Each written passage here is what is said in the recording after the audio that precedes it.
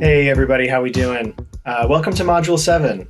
Ellie and I are here to discuss the presidency with you today.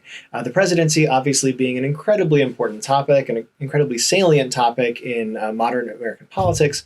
In fact, a topic that has grown in importance since the beginning of our republic. Let's get right into it and talk a little bit about some of the ways that we've studied the presidency over time. The first thing to really think about is when we as political scientists have thought about the presidency, early in that study, a lot of the focus was on this idea of presidents as people. And so, early scholarship, even going back to, say, the 1910s, 1920s, 1940s, and 50s, really a lot of the writing about the president was focused on sort of who this person is, how they felt, how they reacted to certain kinds of situations, things that kind of relate a little bit more to historical biography, a little more than kind of social science, where again, we're trying to, in many cases, establish kind of core foundational conceptual ideas rather than think about the nuances and specifics of like individual people's behavior and practices and thought processes. And so, I think that it's definitely something that's very useful to us today to think about this idea of presidential character. But again, I think we've seen over time more of an emphasis on the sort of systematic study of the presidency as an institution rather than as individuals. But again, just to kind of review some of that original literature on presidential character, it's very interesting, I think, to go back and think about this because, some scholars like Barber, who wrote in 1972 a very famous book about presidential character and then sort of updated that stuff in 2017. We can think about these kind of four models of presidential character. One being sort of the adaptive president, somebody who thinks of themselves as being creative, self-confident, maybe self-confident to a fault in certain respects, very flexible, but also importantly optimistic about sort of the power of the presidency and the ability of the president to get things done. And I think when we compare this first sort of archetype of presidential character to some of the others, we start to develop kind of a set of assumptions or an understanding of this idea that presidents are, if we put ourselves in the shoes of a president, are reacting to an environment that is quite challenging for them. All right, so an adaptive president feels good about this challenge. They feel like they can sort of re-envision some of their roles, and maybe are very confident in doing that. If we compare to potentially a compliant president, we think about a president who feels sort of the walls pressing in. The Oval Office starts to feel very small and maybe like a little bit of a small enclosure where they might feel sensitive to criticism. They might feel reactive and maybe they feel a desire to be ingratiating. James Madison is kind of the archetype of this kind of president who is trying really hard to operate under a really difficult set of circumstances, as the War of 1812 rages and Washington is burned and Madison has to flee the White House. Madison essentially felt extremely weak in office and was very reactive to kind of the things that were happening around them, compared to an adaptive president, again, who feels like the walls of the Oval Office are quite far apart, and this is a very powerful institution, and there's a lot that can be done. If we think about a compulsive president, we might think about a president who is energetic but joyless. I find this interesting. This is somebody who does see the presidency as quite powerful, but is very businesslike in the way that they do things and tends to just sort of take care of the business of the presidency by kind of coming to work and, doing a lot, basically being very active and driven, but not necessarily taking a lot of pleasure in that role.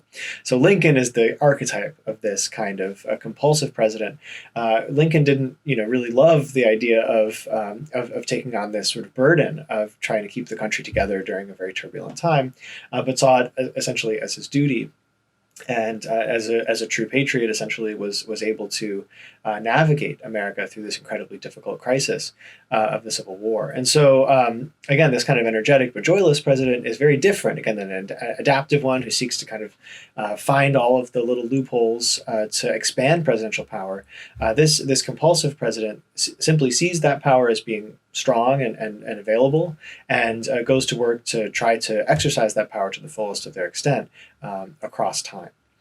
We can also compare this to the first president, obviously, George Washington, who even the framers of the Constitution, far in advance of the first kind of question of who would be that president had George Washington in mind.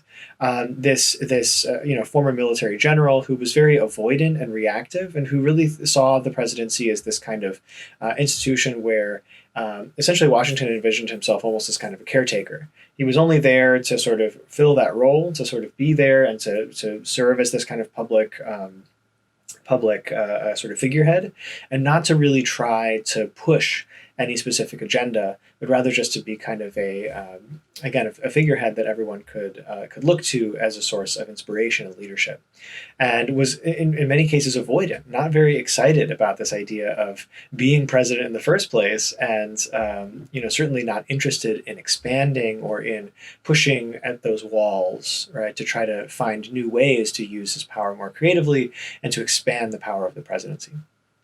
And so again, I think throughout all of these kind of four descriptions of different kinds of presidents, we get this idea that some presidents are more entrepreneurial or trying really hard to become more powerful as a president vis-a-vis the other branches of government.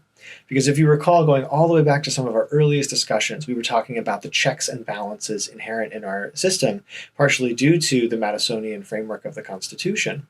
And we know that that set of checks and balances means that the presidents are constrained in many ways. There are certain kinds of constraints that Congress and the Supreme Court set in pushing back against presidents in various ways. Nevertheless, that set of constraints, right, can either be extremely constraining or less constraining depending upon certain ways in which presidents might seek out wiggle room. And so certainly the presidential administrations that we can review in the earlier slide all have their own flavor, all relate, I think, to the idea that these presidents are different people. And certainly if we compare, the most recent presidents that we've had over time, George W. Bush, Barack Obama, and Donald Trump, all of these administrations are going to be quite different, essentially, because the person in office they're quite different people in terms of their sort of disposition and their beliefs about themselves and about the world around them. But I think the key thing to understand about this, and I think the reason why I tried to explain to you that this literature on presidential character is relevant but old, is that there's a new literature that we need to think about, which studies the presidency as an institution.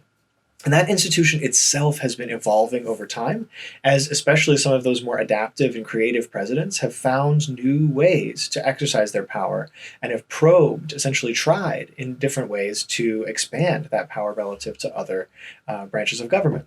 And so I think this is a really important kind of thing to say, is that even in 2019, 2020, even presidents with withdrawn character would still initiate more now than in 1800. And that's simply because, if George Washington were in the White House today, the White House has more to do, essentially, because successively presidents have envisioned new roles for that White House.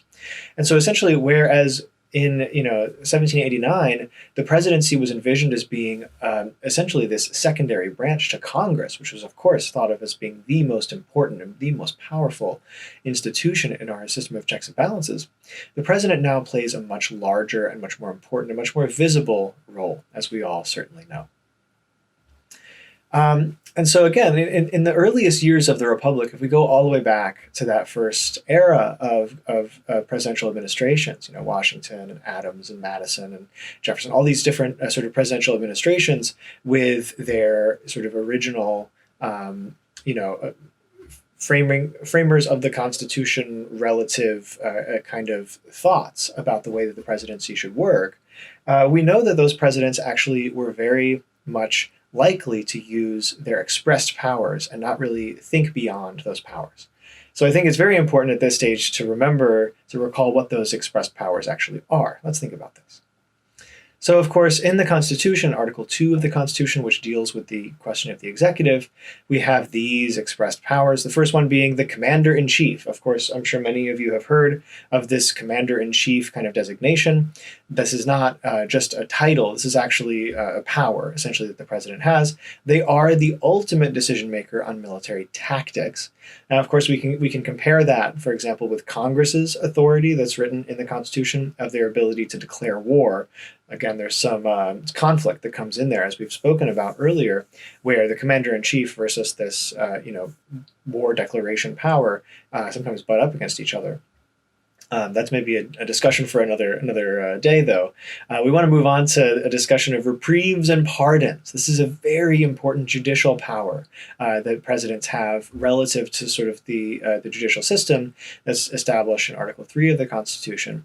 I'm sure that many of you have seen recent examples of both Barack Obama and Donald Trump engaging in reprieves and pardons, essentially pardoning some of these individuals who would otherwise, serve jail time or, have been convicted by the criminal system in the United States. We can talk a bit about why the framers of the Constitution found that to be a valuable power for the president. But essentially, in modern times, this is often used to either make sort of political points or, in certain cases, to sort of smooth over certain debates and problems that have arisen politically after sort of momentous occasions in American politics. So the sort of power of the pardon has been used variously to sort of assuage the American people and to make transitions of power a little bit easier for people to stomach. The diplomatic role certainly is important. The president, of course, has the power to receive foreign dignitaries. You've seen, I'm sure, many sort of dinners of heads of state where we have different prime ministers come to discuss certain trade policies or other kinds of international agreements. And the president, of course, is responsible for welcoming them and for, often they'll exchange some sort of token gift type thing. And we'll have, talks essentially where they will sit down and there'll be lots of photographs and things. And of course, many long, awkward handshakes as well. So the diplomatic role is very important, especially because the president was perceived as being the sort of head of state. Another thing that's very important, and something that's going to form the basis of the next video, is that these express powers include the fact that the president is the executive of laws. That's why we call this the executive branch. So the executive of laws essentially means that the president is able to appoint officers and judges. So judges, obviously, that's something that's very important. That's in the news a lot in recent times as we think about the nomination of Amy Coney Barrett and other Trump nominees throughout the 4 years that he's been in power. This idea that the president is able to appoint officers, however, is just as, if not more, important because the president is able to set up this very complex political sort of hierarchy that forms the top of the pyramid of the federal bureaucracy, which means that the president's appointees essentially work to accomplish all kinds of different things in Washington to actually make government happen. And so, again, we talk about the definition of the word executive. Essentially, Congress might create a law and put some words on a piece of paper, like the Schoolhouse Rock, bill becomes a law video. This little bill becomes a law, but it's simply just a piece of paper. And it's up to a bunch of essentially federal employees who work in Washington and other parts of the country to actually implement those laws, to make changes to the way that government actually functions, to execute the law, that is to make it actually go, right, to press play on it, basically, for that law to actually take any effect, for it to have any effect on people's lives. And so the fact that the president is at the top of what we call the executive branch actually matters a lot. So the executive of laws is an incredibly important power, and one that, as we'll see, has actually made the president more powerful over time. And finally, the president does have a very a final role in the legislative process where they're also able to engage in vetoes.